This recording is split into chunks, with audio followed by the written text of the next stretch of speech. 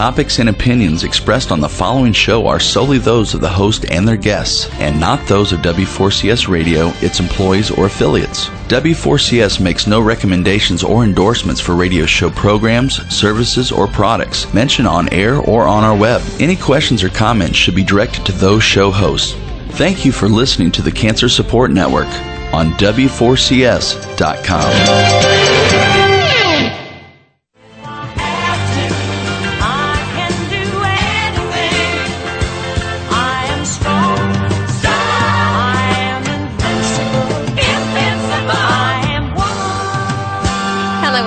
And welcome back to Survive and Live Well, tips to treat and beat cancer. As always, my goal is to empower you with information to help you regain control of your health.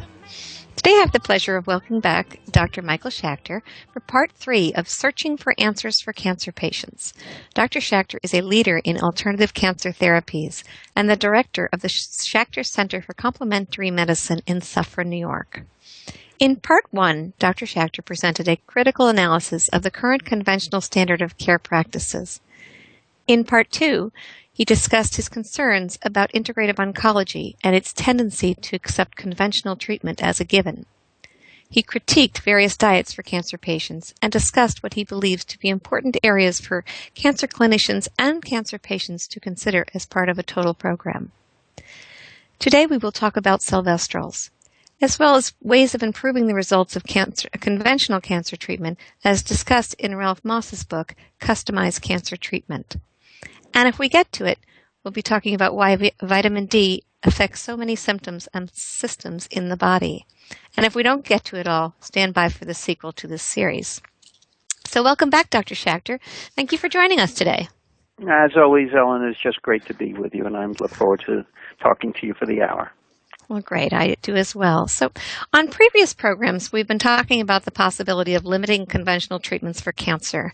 However, we know that the vast majority of cancer patients will take the advice of their conventional oncologists and do what they recommend. Ralph Moss, a cancer patient advocate and educator, has a number of important and relevant books for cancer patients. In his recent book, Customized Cancer Treatment, he discusses some of the tests that can be used to determine which treatments to use.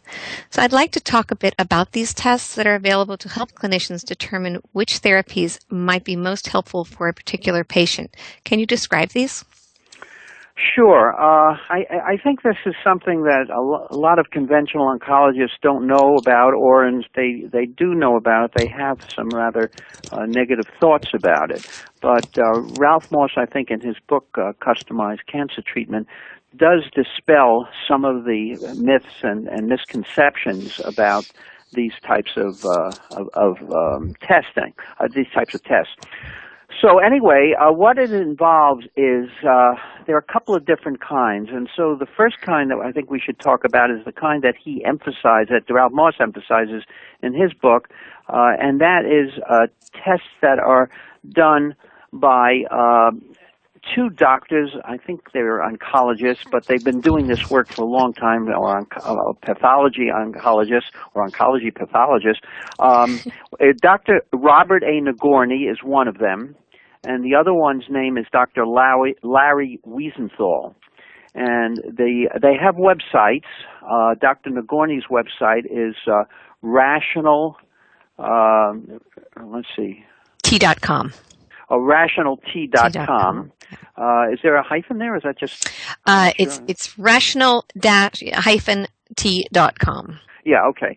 And the other one is Wiesenthal, Wiesenthal, cancer.com. And what happens what you need for these types of tests, the tests are really something like what you do when you're doing a urine culture for bacteria, where you take the bacteria and you mix it in a medium that bacteria would grow in, and then you put in antibiotics in the medium, and it determines if the antibiotic inhibits the growth of the cancer cell, then that would be an indication that that antibiotic would be good to treat. That antibiotic would be good to treat that particular type of bacteria. So we're doing something here very similar with cancer cells. The catch here is that if you're going to do these testings what you do is you're going to try to determine what chemotherapeutic agents might be best for this particular cancer in this particular person. Interestingly enough, what we do with the FDA and so on is that they do run a particular experiment or testing where they say, let's say, do breast cancer or colon cancer or lung cancer, and then they try a particular drug. But it turns out that from person to person, the cancers, lung cancer, may be quite different from one patient to another. So here we are trying to individualize the treatment, and that's why Ralph Moss's book is called Customized Cancer Treatment, because we're trying to really hone in on the particular patient's cancer's characteristics to try to determine what chemotherapy agent will be best. The problem here is, or the catch is, that in order to do this test, you need to know beforehand, before surgery, that you want to do this test, because it requires a fresh surgical specimen. In other words, arrangements have to be made with Dr. Wiesenthal or Dr. Nagorny prior to the surgery, so the surgeon would have to be in touch with them and then find out exactly what needs to be done pathologically in order to get the specimen, to get it prepared in the right way, and then send it overnight mail to their laboratory for them to go ahead and do this type of testing. And and Ralph Moss points out that on some of the published testing on these, they clearly show that the results in terms of things like survival time of patients, if you compare the survival time, let's say, of patients receiving chemotherapy for an advanced stage 4 cancer, and one group has had this test done to determine what chemotherapeutic agents might be good, and the other group hasn't, he clearly shows that the results are far superior to and when I say he shows, I mean he cites studies which show. I mean, he didn't do the research himself, but he cites a number of studies which clearly show that that's a big advantage. And so if someone knows beforehand that they're going to do chemotherapy, I would really strongly advise that they get their cooperation of their surgeons. I've been involved with a few of these cases in the sense that, patients knew beforehand and got them to contact, the surgeon would contact prior to the removal of the tumor, would contact the lab and make the arrangements and get it done. And I think it's a good thing to do.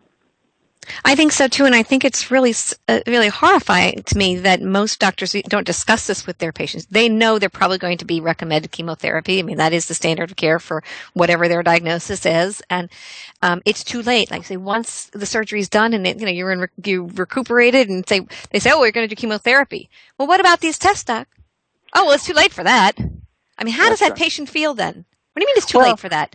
What I think it is Ralph Moss discusses this somewhat in his book. Now, apparently what happened is and I don't remember the details, but because I read the book actually a while ago, but he discusses what happens. In other words, what had happened in the history of this, where some test or some study indicated that it was not beneficial, and then the generalization was made, and more or less this whole testing was then killed by the whole oncology group. I don't know, I forget the name of the oncology organization, but they ASCO, was it the American Society of Clinical Oncology or something like that? Mm-hmm. But they decided that the test was no good, and so if you ask your surgeon about it, you ask your oncologist about it, say, oh, that test, we tried it and it didn't work, and so on, and they just dismiss it.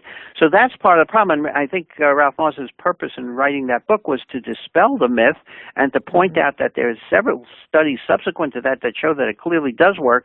So if you want to get if you let's say if you read his book and you decide this is something that you want to do, then you would contact either Dr. Wiesenthal or Dr. Nagorny, and I can't really say which one is better, or I think one or the other emphasizes certain cancers and the others, but I think both of them are very available to the surgeon and to the oncologist to discuss the findings and talk about protocols, which is also very good. I know one oncologist who I know who's somewhat open-minded and who did do it with a patient, just said that he thought the conversations that he had with one of them, I think it was with Nagorny, but I'm not sure, was really, really helpful in trying to work out a protocol for this patient.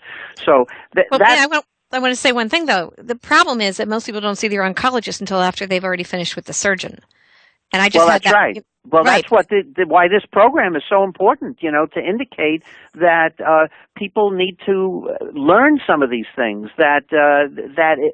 You're absolutely right, and part of our job here is to educate people into, if they know that they're going for surgery and they think that they might be considering chemotherapy, then that this needs to be done prior to actually doing the surgery. You're right, because there are other tests we can talk about which can be done, and we'll get to those in a minute, which can be done after the surgery.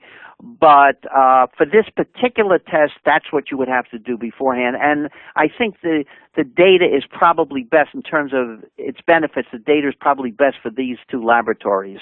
And I think it's certainly patients who are thinking about it and thinking that they might want to do chemotherapy, they should certainly look into this.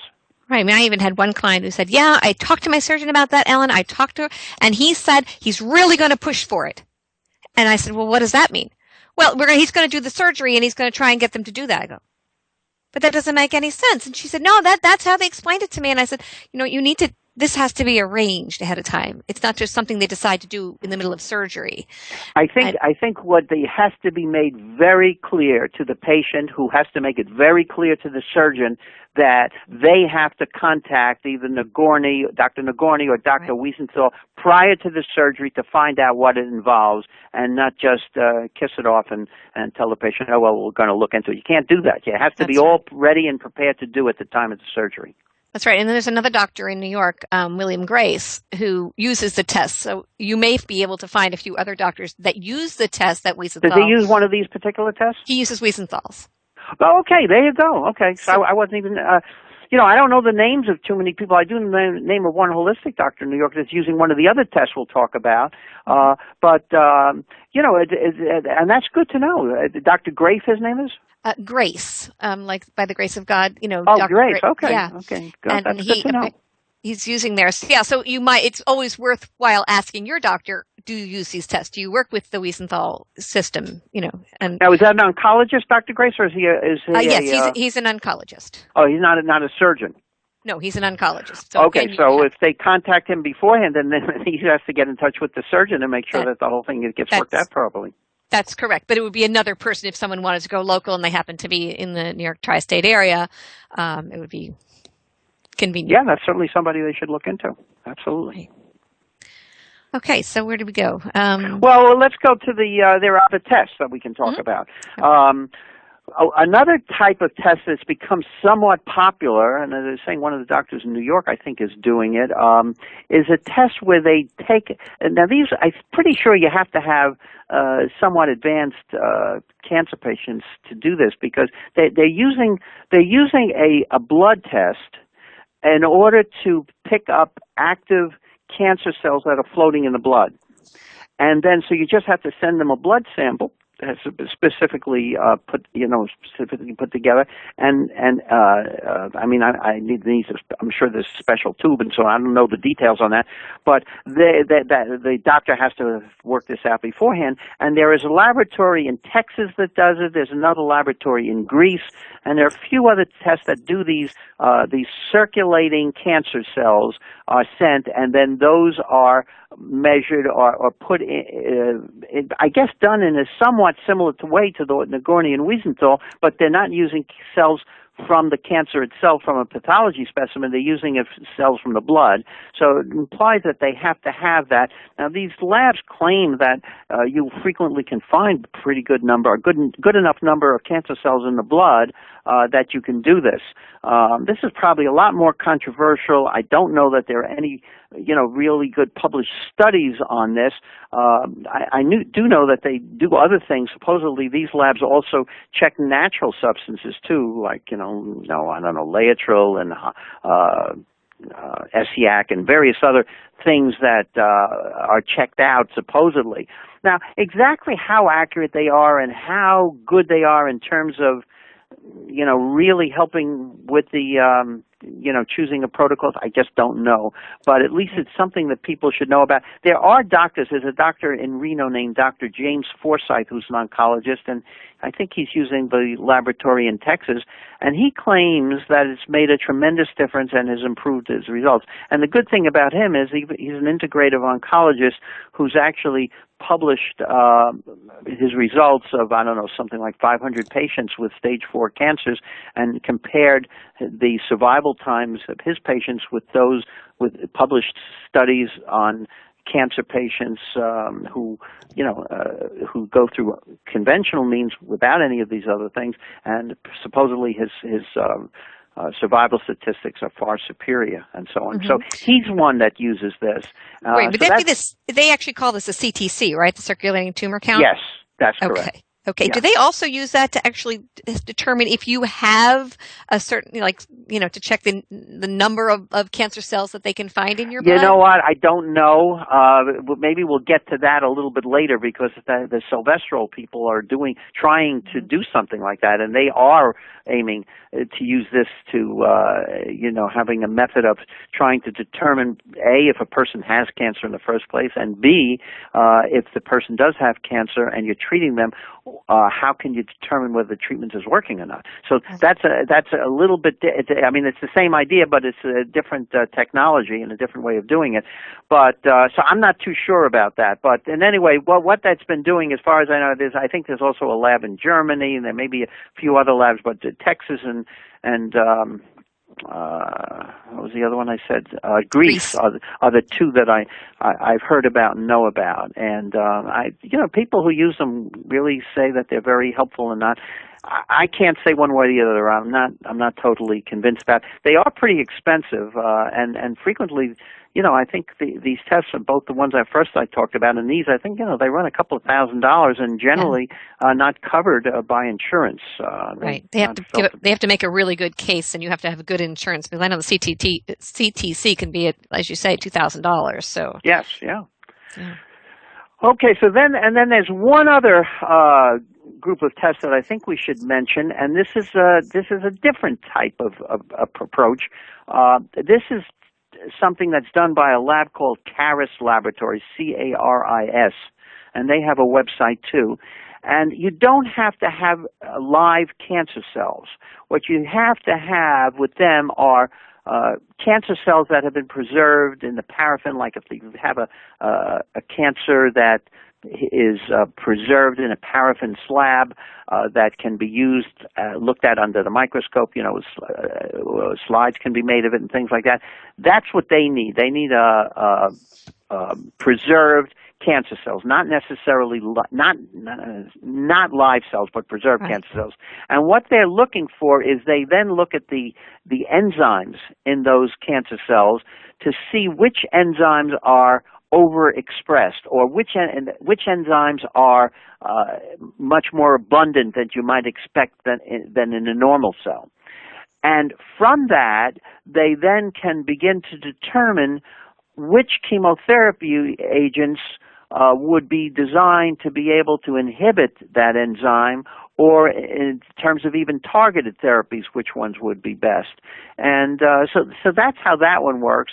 I've had mixed reviews on that. I think that's being done. I don't know how successful it is. I don't know if they've actually published studies where people have used it and people haven't, and shown that the survival time is better with it. I don't know if there are any studies exist. I really haven't gone into that in detail, but I got the impression from Ralph Moss's book that one has not been studied in terms of the results as well as the first two.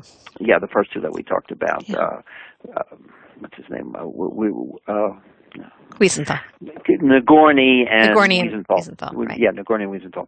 So anyway, I guess we probably discussed enough. I think that people should be aware of this and that such things exist. And I think in many cases they're going to have to bring it, look at it, bring in the articles and to discuss with their oncologists or physicians, because the physicians may not have heard of that. And of course, sometimes some physicians will be open and say, well, I'll look into it and we'll cooperate with you on it. And some of them will just say, if feel that if they don't know about it, it can't be any good, and so they won't even, they won't do that. Right. And then the patient has a choice as to whether to stay with that physician or find someone who might be more cooperative if they think it's a good idea to do this.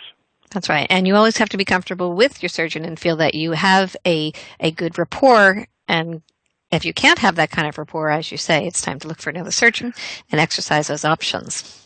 I absolutely agree. Right. So if you want more information on these tests, you can definitely take a look at Ralph Moss's book. Again, that's Customized Cancer Treatments. And I think when you summarize this article,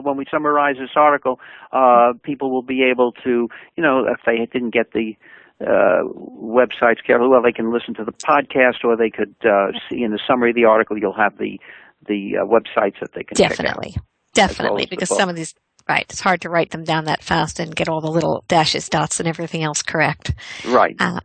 Right. So, just before we leave this section on Ralph Moss and his book and the tests, maybe is there anything else in the book? Maybe the control trials or the meta-analysis of studies. Is there anything else that we can? Well, he has some very interesting things in that book about looking at these various studies, and when I read through the book, I got a lot more out of it than just these testing. So I think it's worthwhile read, and it's easy. Ralph writes in a way that's pretty easy to understand, and I would strongly recommend that people get a hold of this book. It's available, I'm pretty sure, at Amazon or at his website. Right. Called Customized Cancer Treatment. Great. All right. Thank you, Dr. Saxon. So now we'll move on a little bit here. In previous interviews, we have discussed silvestrols, natural substances that may have a role in preventing cancer and helping the body to manage it. But for newcomers, can you just briefly summarize what silvestrols are and how they might work? Sure. And I'd also would like to emphasize, that you did a wonderful job in some of the previous shows of summarizing that material, and they can get to it through your archives. They can also get to it from our website, schachtercenter.com, with no spaces, SCHACHTER, center, CENTER.com. So they have to look around a little bit, but we have links to the summaries of the articles. But anyway, let's go back over this.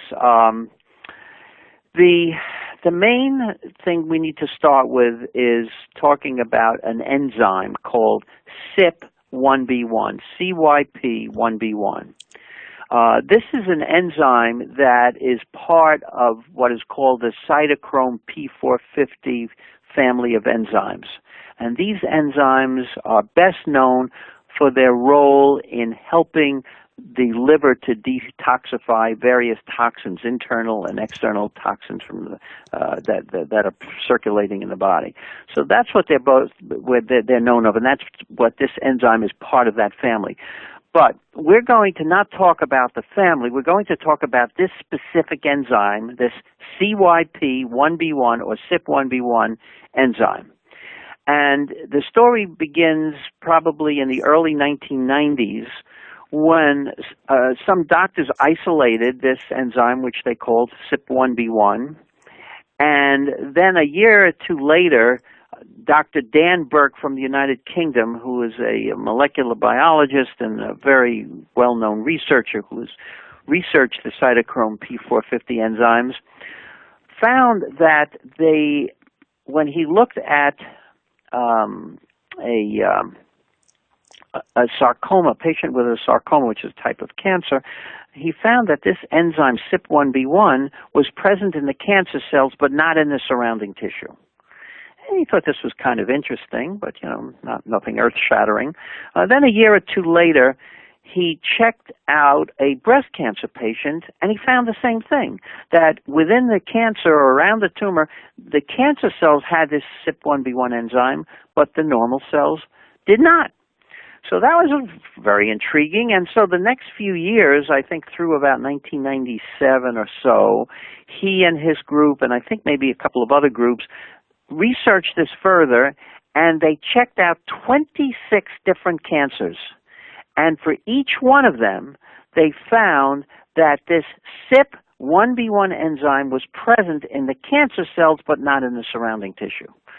So this was really intriguing to them, and they wondered. Now, around that time, Dr. Burke, who was the head of a department, I forget the name of the department, though, in England, of an academic department related to medical school, and he hooked up, or he hired another Dr. Gerald Potter, who was a medicinal chemist, very well-known and well-respected medicinal chemist who was in the business of he was also a PhD, not an MD, and he was in the business of developing drugs.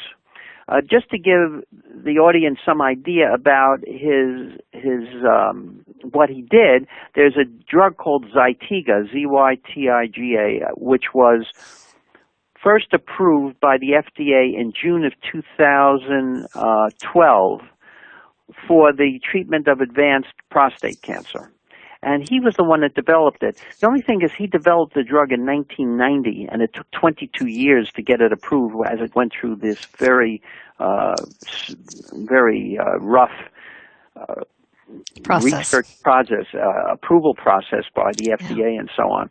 So he was very upset about this, the fact that it took so long to get a drug approved, and he felt that, the drug was safe enough that really could have been used back in 1990 when he first discovered it, but instead it took 22 years for patients to actually begin to use it. So anyway, so he and Burke, Potter and Burke got together, and they were thinking out loud, what in the heck, why was it that there were these enzymes that were present in cancer cells but not in normal cells? And they wondered if this could be a protective mechanism of the body, that somehow the CYP1B1 enzyme served as a protector, that under certain circumstances that it would help to protect the body from cancer. And so they figured if that were the case, then there must be some type of natural substances that could interact with the CYP1B1 and cause something to happen which would protect the body. So they began doing research, and they researched natural substances from organic fruits, vegetables, and herbs. And they found several substances which had a very peculiar characteristic. And that was when they mixed these substances with the CYP1B1 enzyme, the substance would interact with the CYP1B1 and form a metabolite which induced cell death in cancer cells. Now, the reason it induced in cancer cells because cancer cells were the only ones that had the CYP1B1 enzyme. Right. So normal cells didn't. So when you would add these substances, which they designated salvestrols, that's what they began to call them. Now, they were all kinds of different chemicals. They were substances, some were antioxidants, some were polyphenols. They're all different kinds. They weren't one specific chemical or even a family of chemicals, but they all had this one thing in common, that if they were mixed with CYP1B1, they would form a metabolite. In other words, they would have a chemical reaction, form a metabolite, and that metabolite would then induce a series of reactions that would lead to cell death in the cancer cell.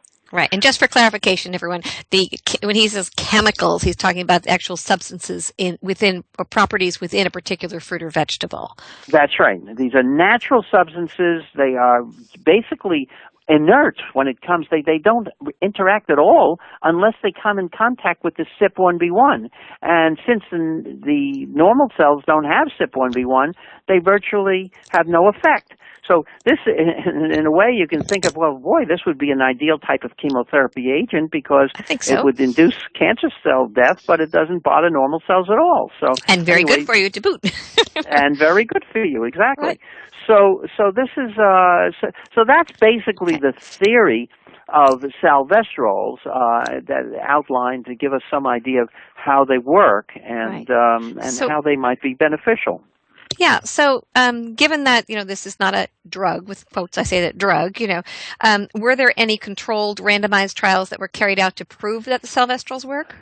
Yeah, we should mention, by the way, a point that I didn't make. That they are found in various fruits, vegetables, and herbs, but the Burke and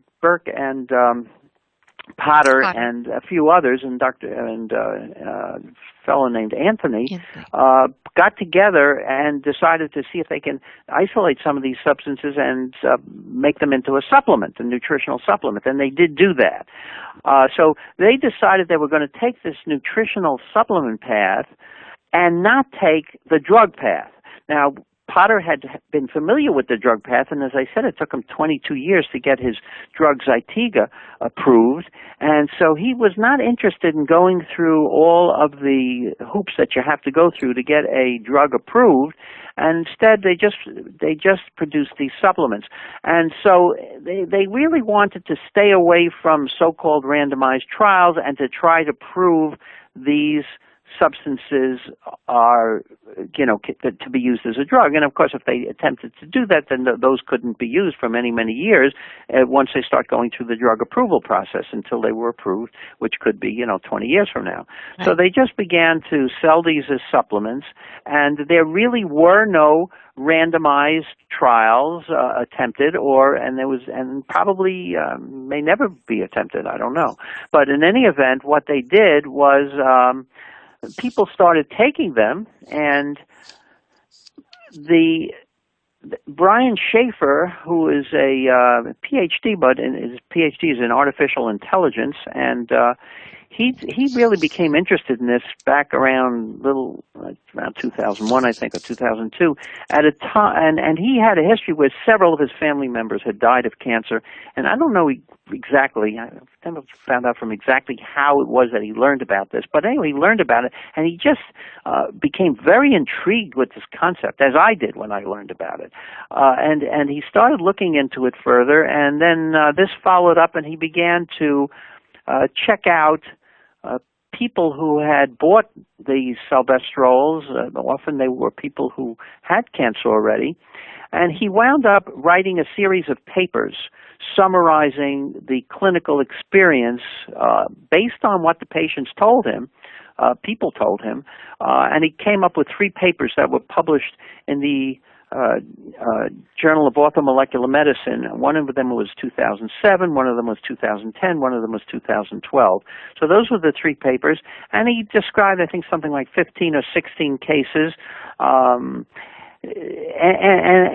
he described those cases in detail. He then came out with a book called Salvestrol's Natural Defense Against Cancer. I think that book came out around 2010 or 12, I'm not sure, a couple of years ago. And he mentions them briefly in the book, but he also discusses the whole history of salvestrol. And his book is certainly something, that first book called Salvestrol's Natural Defense Against Cancer, for people who want to learn more about it. They can get more information from that book. Also on my website, we can look at the article that you wrote about it, and also we have some DVDs of lectures I've given about it that go into some of this in some detail.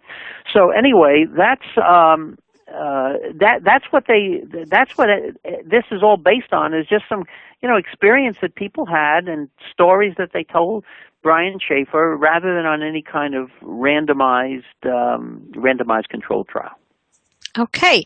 Well, sometimes that's the best way. It's really, if it works, do it. But now Brian Schaefer has come out with a new book just a couple months ago entitled Salvestrol's Journeys to Wellness. And both of us have read it within the last week or two, and I understand you even gave Brian some suggestions while he was writing the book and have some quotes in there. So can you tell us what this book is about? Well, what he did was he took these cases that were discussed in those 3 papers I just mentioned, and he followed up on them. That's the bulk of the book. He divides it into chapters: a chapter on ovarian cancer, chapter on colon cancer, chapter on lymphoma. Now, in some of these chapters, he only has 1 patient. In some of them, he has 2 or 3 patients, or 4 maybe. And he describes them in detail in terms of what level of cancer they had according to what the person told him, and then he describes what happens to them. So he did that, and he also many of these people started these supplements, and they seemed to get a very good response. But then they were told that they were all clear by their cancer specialist or their doctor, and they assumed that, well, then it's all gone, all gone, no problem. And they would stop the Silvestrols, and they would stop their lifestyle changes that they had made, and they wound up with a recurrence. So anyway, he goes into detail talking about these various patients and their trials and tribulations and what happened to them as best that he could. Now, in some cases, one of the big problems with the book is that there was not a good follow-up on some of them, and there was even situations where the patients frequently combined the Silvestrols with other treatments that they had.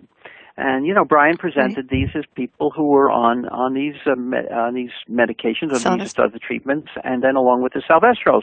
And in some cases, they seemed to have very good responses. But one of my concerns, was, he did the best with what he had, but one of my concerns is, well, some of those conventional treatments, like especially with the prostate cancer patients, they all, I think, were being treated with a blockage of androgen, a blockage of testosterone, which seems to work with cancer patients. And they had good responses, but the question was how much was due to the Silvestrol and how much was due to the other conventional treatments that they had. So it wasn't necessarily that convincing that the Silvestrols, had done their thing.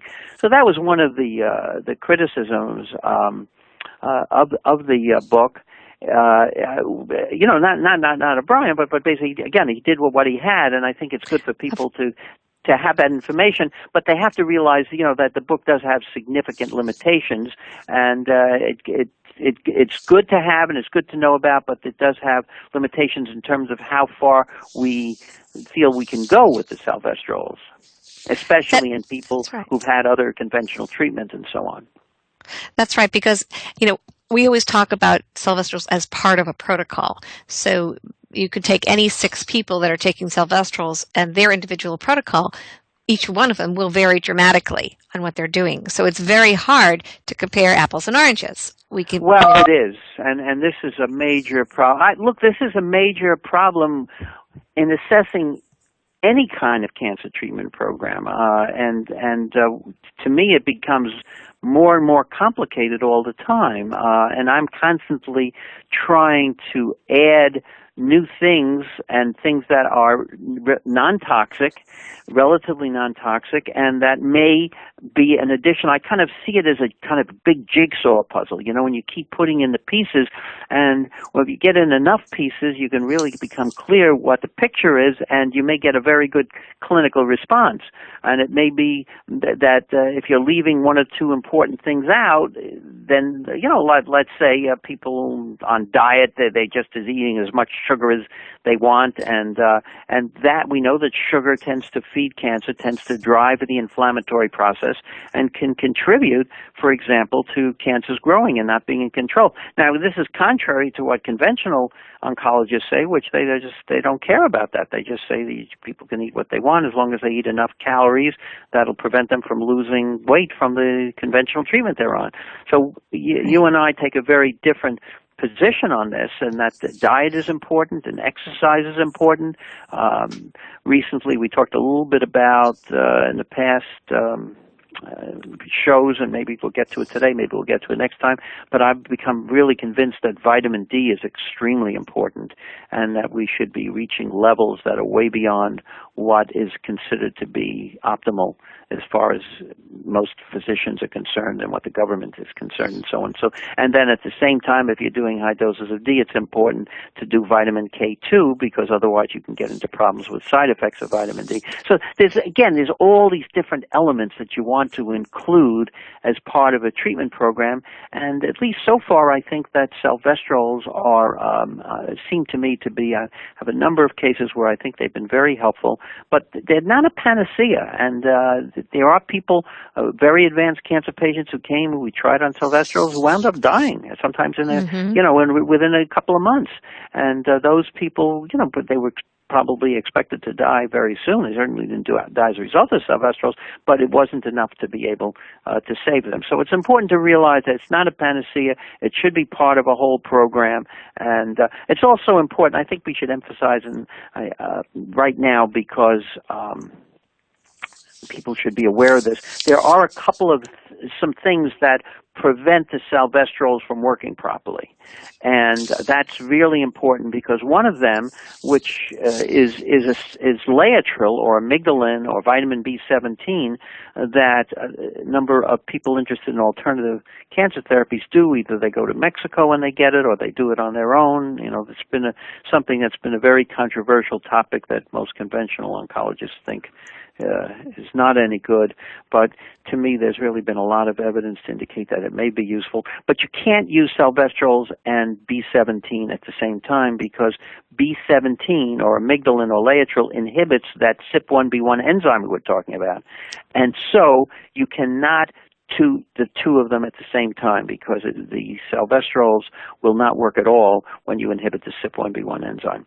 And another supplement that is also very much used today, and in fact was the first salvestrol that was described, is Resveratrol. And a lot of people are using Resveratrol for all kinds of things, and there's research being done on it at Harvard and Dr. Sinclair and various other places. But it turns out that Resveratrol, especially in higher doses, if you go above 40 or 50 milligrams, that also inhibits the CYP1B1 enzyme. So that is something that has to be guarded against, that you don't try doing salvestrols while you're taking salvestrols at the same time. And this would really help. I just want to clarify this. This is why people won't have maybe the results that they expect to have, because either they're not using it, they're using it as a magic bullet and not using it as a part of a comprehensive plan. And if you're not maybe taking it with the promoters and you are taking it with the inhibitors, then it can't do its job. So the third thing you were going to say, go ahead, sorry. I was going to say that the other thing around is a substance called Roundup, which is an inhibitor. It's a pesticide that they're especially using with these genetically modified foods. And it turns out that many of these antifungal agents and anti-pesticide agents inhibit the CYP1B1. And that's around, people are not on organic diets and so on. And even nowadays, I think even if they are, it's hard to find foods that don't have these pesticides and so on it's in them.